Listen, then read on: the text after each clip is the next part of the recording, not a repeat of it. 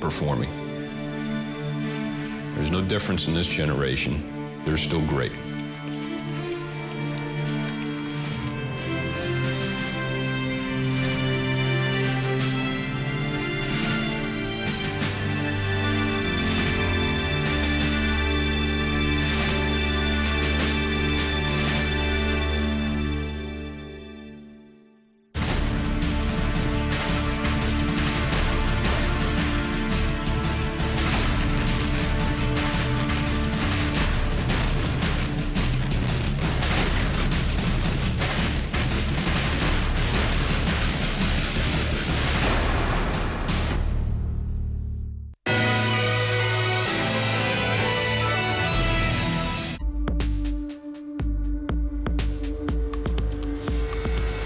There have been several times where I wanted to quit. They doubted. I am so discouraged. Whoa! Questioned. Where do we go from here? And wanted to give up. Let's throw in the towel. But the Laginas don't give up. It just can't hide forever. We're gonna get it. And this season, they're closer. I've never seen anything like it. Than ever. Something is leaching metals into that water. It's gold. Woo-hoo. The Curse of Oak Island.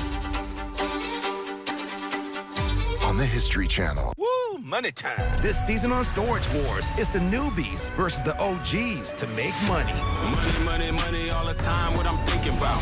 Oh my God, I just hit the mother load. I'm in the green. Dance, dance, dance. Dance all that money. That's the wow factor right there, baby. Money, money, money. We got some gold. Made my money back. What you talking about?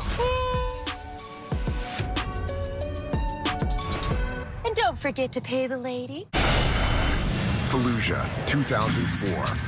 The bloodiest battle of the year-old Iraq War is about to erupt.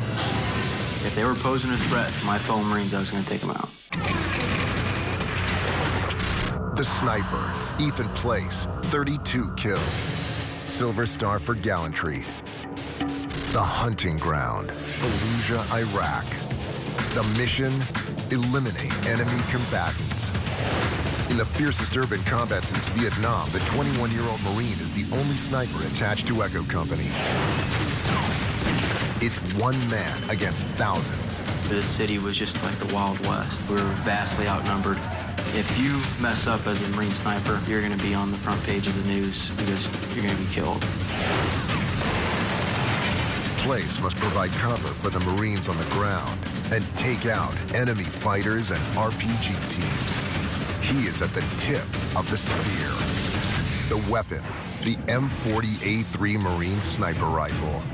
Being a hunter of gunmen, we use weapons that are built and made to hunt people. This is the same type of rifle that I used when I was in Fallujah. This is the Marine Corps' M40A3 sniper rifle. It was a inertial scope, 10 power fixed. Max effective range is 1,000 yards. Place sets up his hide, or final firing position, in a prime location. A 3-story building overlooking a long roadway. They had to move across that main road to get to hides and weapon systems that were on the north side of the road. And when they did that, they had to make a dash for their life. That was where you're going to make your money. Place conceals his location by firing through loopholes, a key tactic in urban sniping.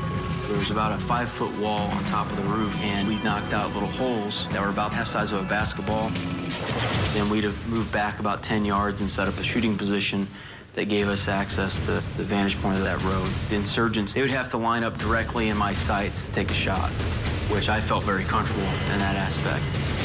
The only thing that they had advantage on us at that time was because there was no roof on top, they would just start dropping mortars.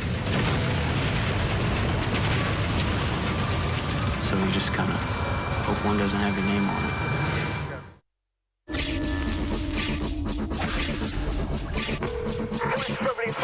Hi, I need somebody to come out to my house. I think my fiance is dead. There was 6 stab wounds and all around the neck area. He's all bloody and he's not breathing and he's cold. Very violent, very angry attack. Oh my God! He was controlling. He was violent. There's no remorse in him.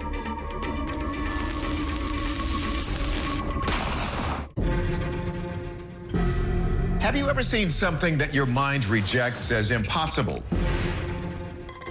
Could these videos be the proof? It's got the kids. What the? Look at this. What the heck is this? We got some action going on here. Let's solve some mysteries.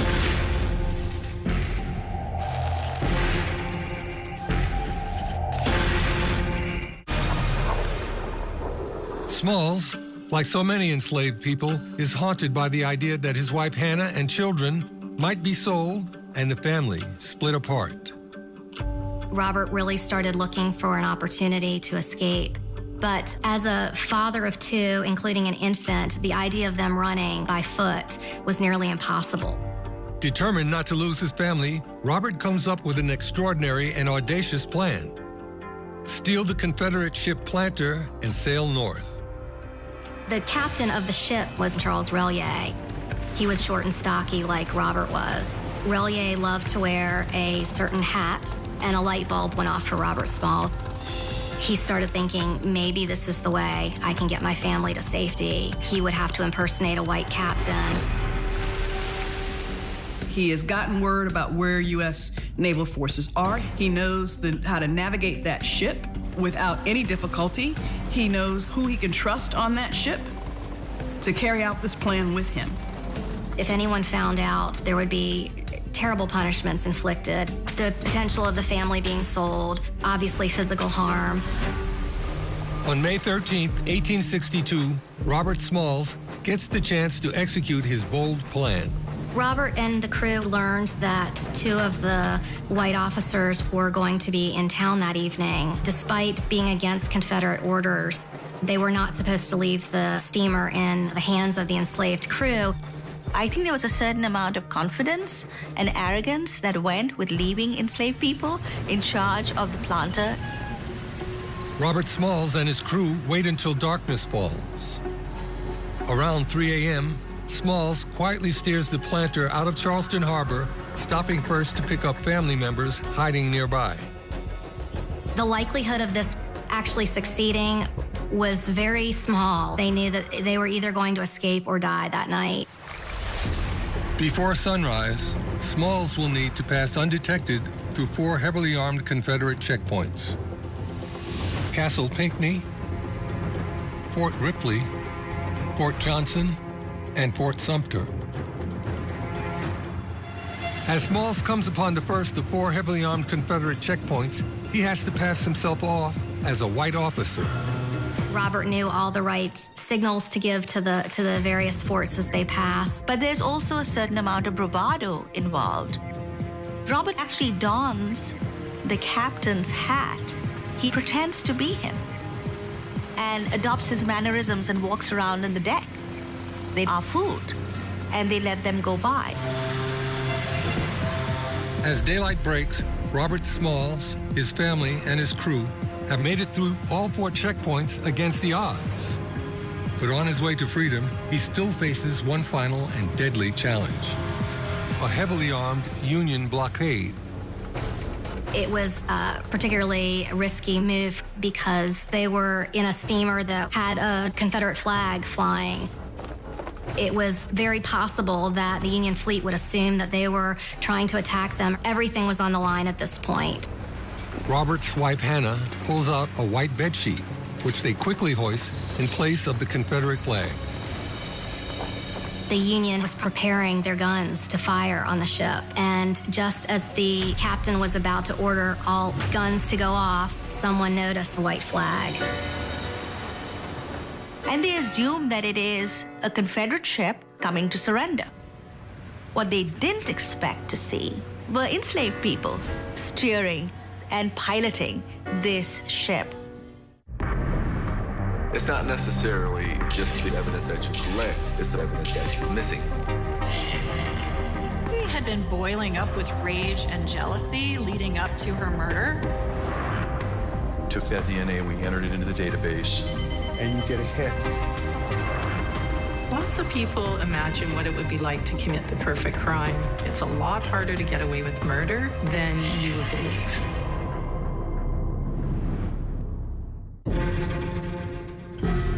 Have Have you ever seen something that your mind rejects as impossible? Could these videos be the proof? It's got the kid. What the? Look at this. What the heck is this? We got some action going on here. Let's solve some mysteries.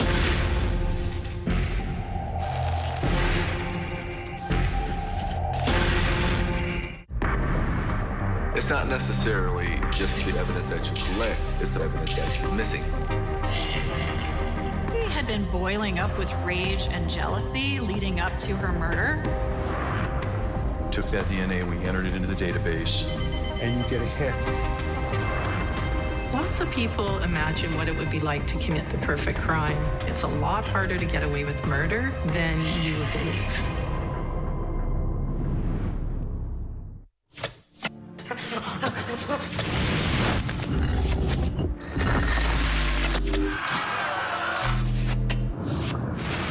For this administration.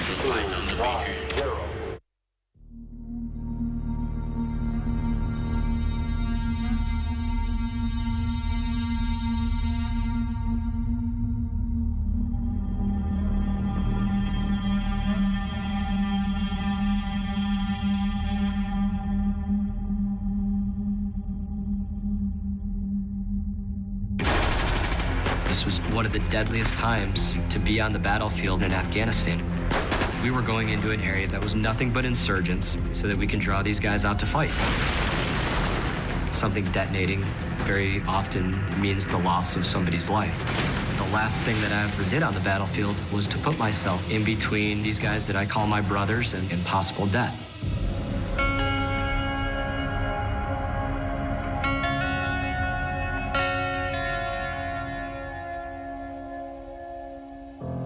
This is tracking to be a very violent month here in Afghanistan. We busted out the sledgehammers and the shovels and started putting holes in the walls and sandbagging everything we could do and set up our gun ports and gun points and set up as best we could. And then we'd take all these inhabitants that were living there and we'd say, hey, you guys know where the Taliban are. We want you to go out there, go find somewhere safe to be, leave the area, and tell them that we're right here and that we're here to fight. A couple of times we'd take a big old American flag and we'd throw it up on the roof and we'd wait for them to start shooting at us. You know, the sun would come up and we'd get that first little burst of machine gun fire or something that was aimed at us, and then it was on. We'd let them kind of surround us. We'd let them close in on us, get real close. We can draw them in and get them into places where we can see them, we know where they're at, you know, because they don't wear a uniform. It's difficult, you know, but if we can get all of the civilians out of an area like we were doing and draw all of the combatants in so that they were clearly identified, then we could just let the planes go to work and do their thing. Taliban was getting pretty dialed into where we were, and they started getting closer and closer with their mortar strikes, and one of them came in, and it landed right in the mortar pit, right where our guys were. Doing this mission, they were just getting beat up, casualties left and right, losing some guys. As a medic, you know, I have to be the guy with the answers. I have to be the guy who knows what to do. You want to do your job and actually be fulfilled. But again, you don't want your guys to be hurt. Growing up in Columbus, Nebraska, I kind of wanted a fresh start. Just kind of wanted to venture out a little bit and kind of see maybe who I was, you know, like what I could get into, you know. Going into military, I knew like just one thing, like I wanted to be a medic. And so as close to a paramedic as I could be. But being a 20-year-old kid, I definitely didn't feel ready to be able to take care of someone until I got a slot for SOCM, for Special Operations Combat Medic course. So that helped out a lot to just run through our training and our medical assessment.